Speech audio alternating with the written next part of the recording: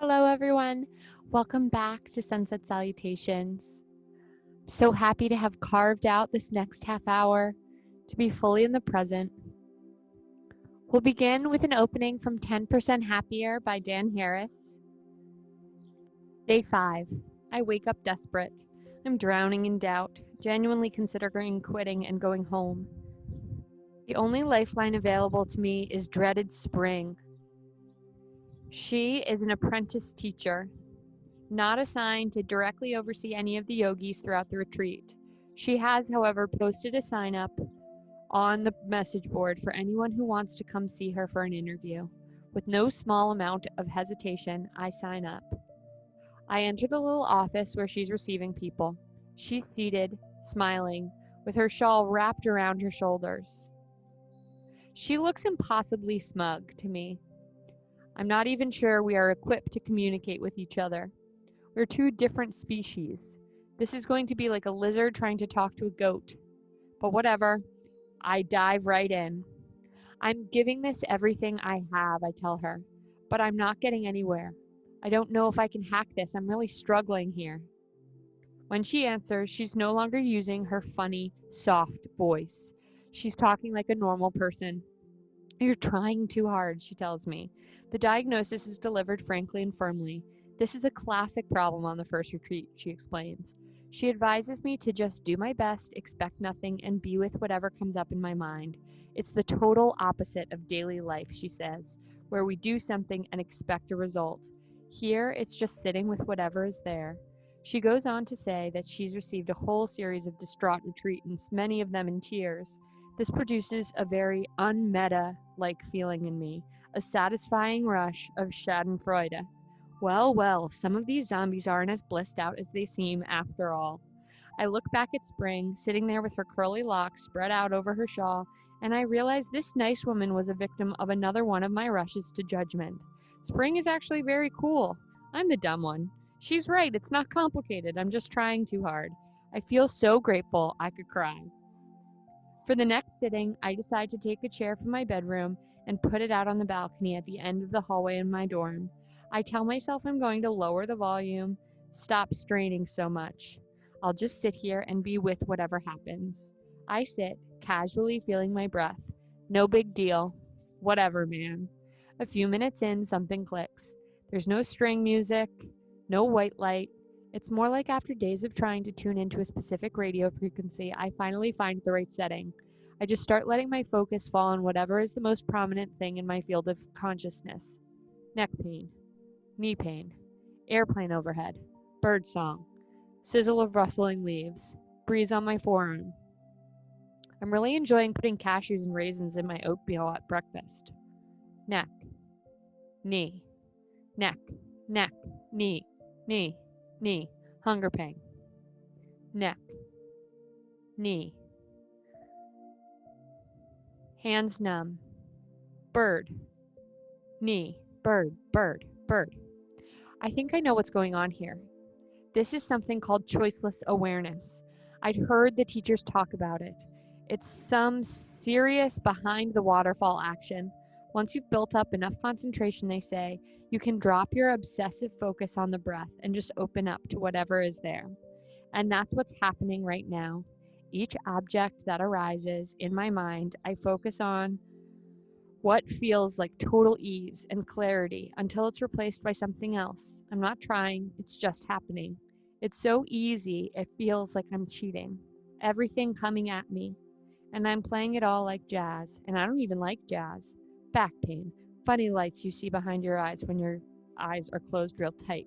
Murderous itch on my calf, knee, knee, knee, knee, itch, knee, back, itch, itch, itch, knee, airplane, tree rustling, breeze on skin, knee, knee, itch, knee, lights, back.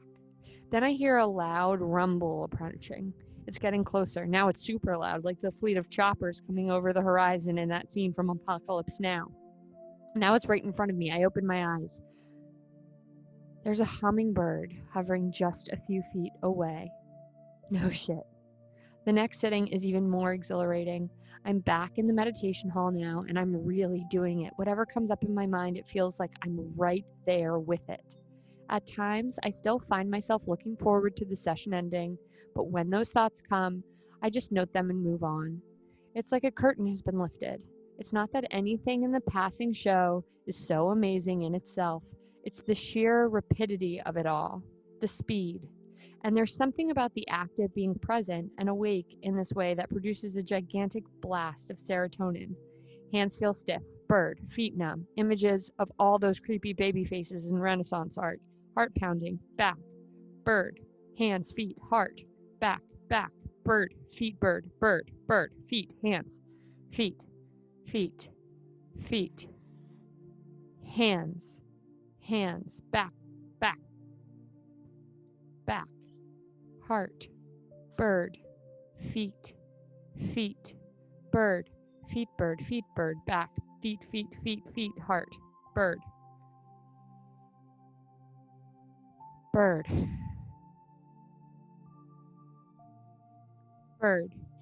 Old lady in the front row produces an epic burp. It's like I'd spent the past 5 days being dragged by my head behind a motorboat, and now all of a sudden I'm up on water skis. This is an experience of my own mind I've never had before, a front row seat to watch the machinery of consciousness. It's thrilling, but it also produces some very practical insights. I get a real sense of how a few slippery thoughts I might have in, say, the morning before I go to work, maybe after a quarrel with Bianca, a story I read in the paper, or an imagined dialogue with my boss, can weasel their way into the stream of my mind and pool in unseen eddies, from which they hector and haunt me throughout the day. Thoughts calcify into opinions, little seeds of discontent blossom into bad moods. Unnoticed back pain makes me inexplicably irritable with anyone who happens to cross my path. I'm finally awake enough to see what I could never see in my regular life. Apparently, there's no other way to get here than to engage in tedious work of watching your breath for days. In a way, it makes sense. How do you learn a sport? You do drills. A language? Conjugate endless verbs. A musical instrument? Scales. All the misery of repetition, the horror of sitting here in this hall with these zombies suddenly seems totally worth it. For a moment here, Dan talks about choiceless awareness. The hope is that you've spent enough time concentrating that then you can note solely. The hope is that during that time, you're not flipping the switch back on for judgment, I suppose. So I hope that explanation is helpful. And today, maybe you are able to dive more fully into that particular moment in our practice. Before we get there, let's focus on our alignment. Take your arms all the way out, thumbs down, and press forward, rounding the back. Good. And switch. Send the chest all the way forward. Maybe look up to the sky. Reaching the arms interlocked behind the back. We're going to do that 2 more times. Take 4 breaths here.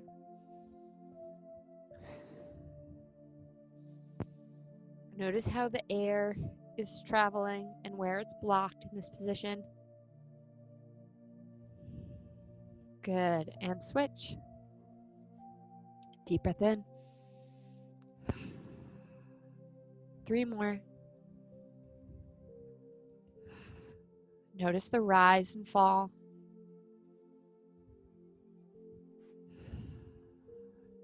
And last breath. Good. Reach your arms all the way up to the sky. Rest your shoulder and neck together. Good. You don't want to be bringing that shoulder up. I say rest intentionally. Let the shoulder fall. Good. And lift all the way up. And allow the head to fall towards the left. And when you're ready, just place that arm on top. Excellent. Great. From here,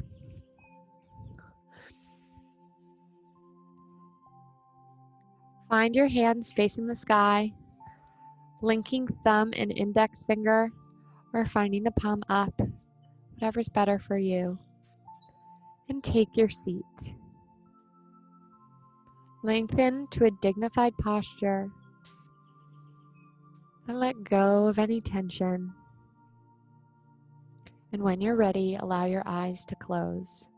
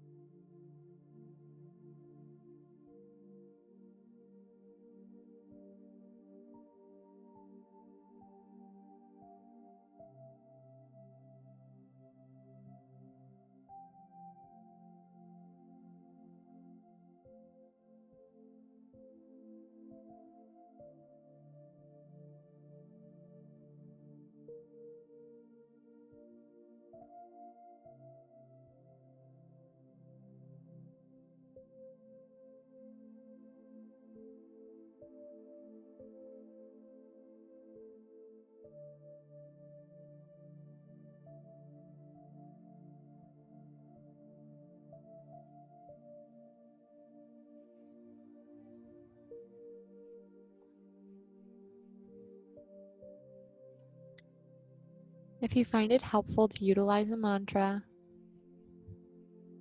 breathe in calm and breathe out awareness.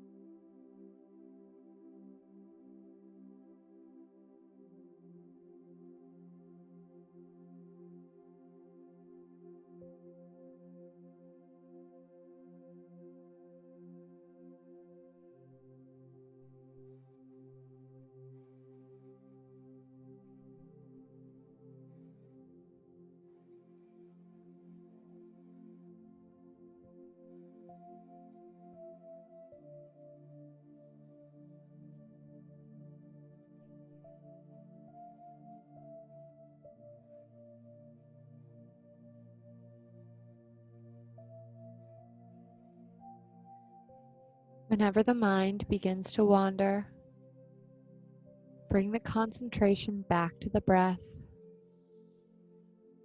Feel intensely curious about each sensation.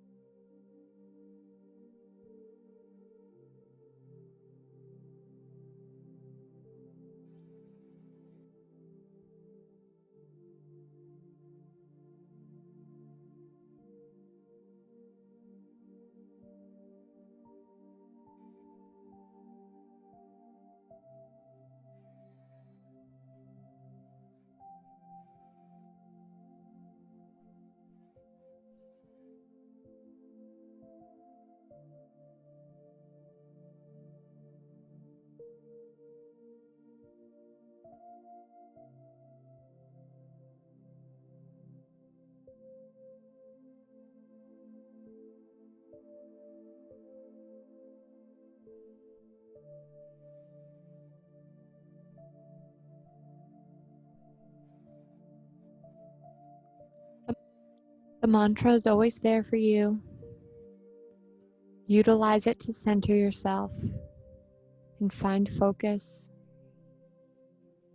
Breathing in, calm. Breathing out, awareness.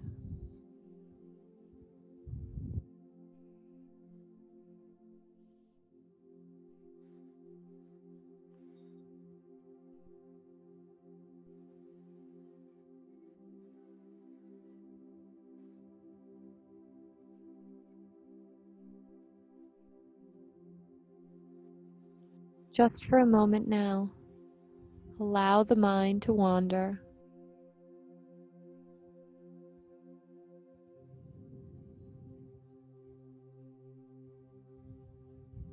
Release it fully to do as it pleases.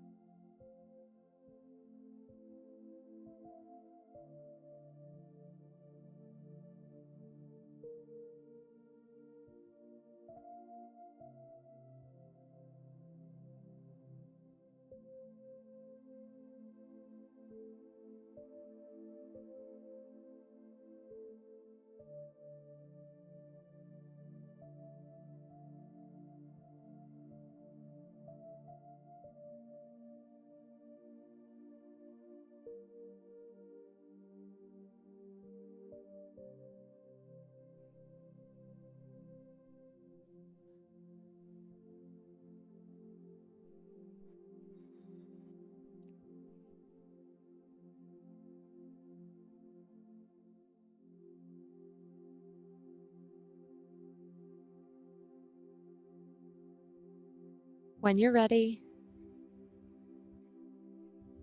allow yourself to fully come back into the room. Notice the temperature.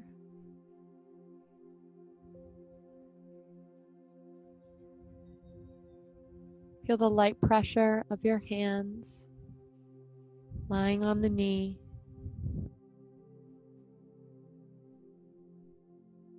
Find movement in your extremities.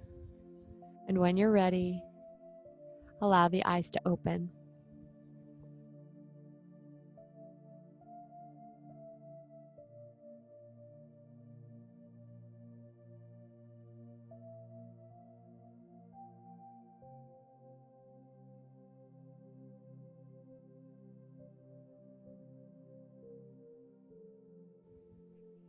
Lovely. If you have a moment, find yourself on your side. But for now, I'll see you next time. Thank you for joining me for Sunset Salutations.